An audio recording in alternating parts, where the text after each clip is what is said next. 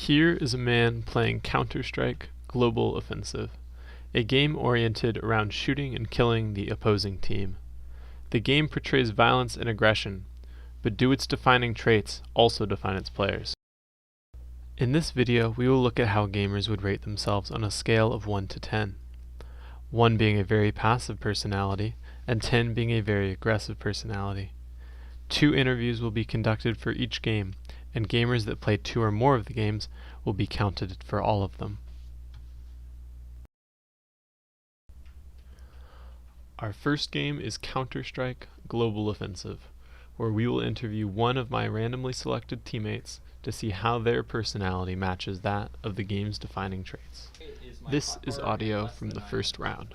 I didn't mean that. Alright, small where are we going? First impressions were not good. I asked in chat for a player to let me interview them, but despite a few replies to my initial messages, no one joined me for an interview. Only after asking a second time, a few minutes later, did someone join me to talk. Why, hello there. Hello! This was the same KDM that we heard at the beginning of the game.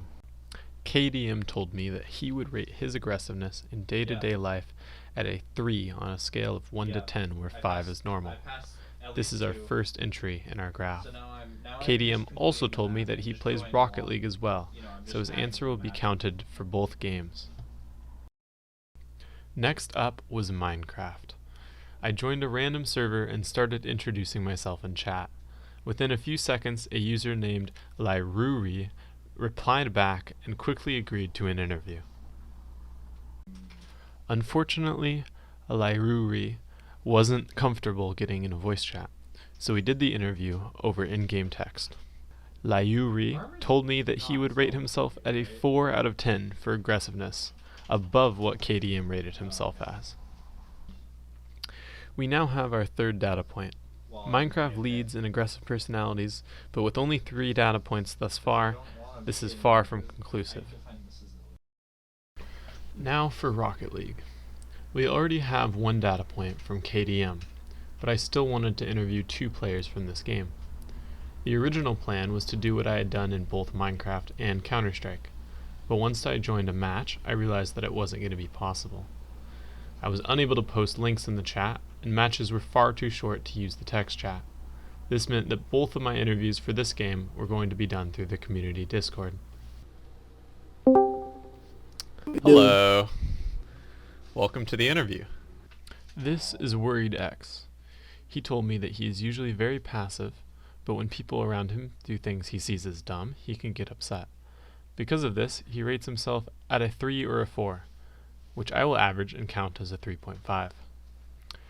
This bumps up Rocket League to an average of 3.25, slightly above Counter-Strike, but far behind Minecraft. Now we go to our final game, Factorio. For this game, I joined the first populated server I found and asked players if I could interview them. At first, they were very receptive and willing, but after they joined my call, they became more and more talkative. If you could give a number, if there's like anything that you think would be I don't know, put 10 on there. Put 10 on there? Alright. Yeah. Okay. Thank you for your time. Kill.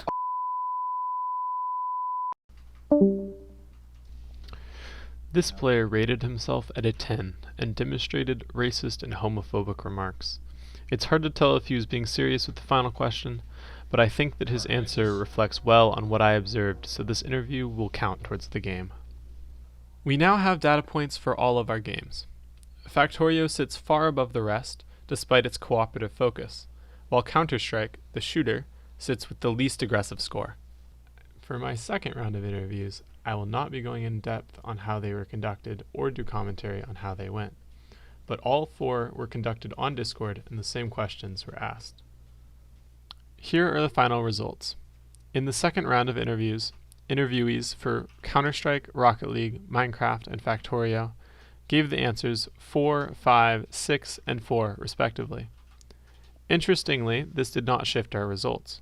Factorio still leads with an average aggressiveness of 7 out of 10, and Counter-Strike still has the least aggressive results. This study is not perfect. The sample size means that it is practically meaningless in the eyes of a researcher. But I believe that we have evidence that if there is a link between aggressive people and aggressive video games, it is probably small.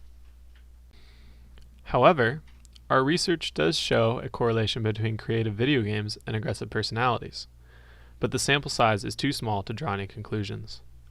If there is a correlation, this data only shows that it is a possibility, not that it is an actuality.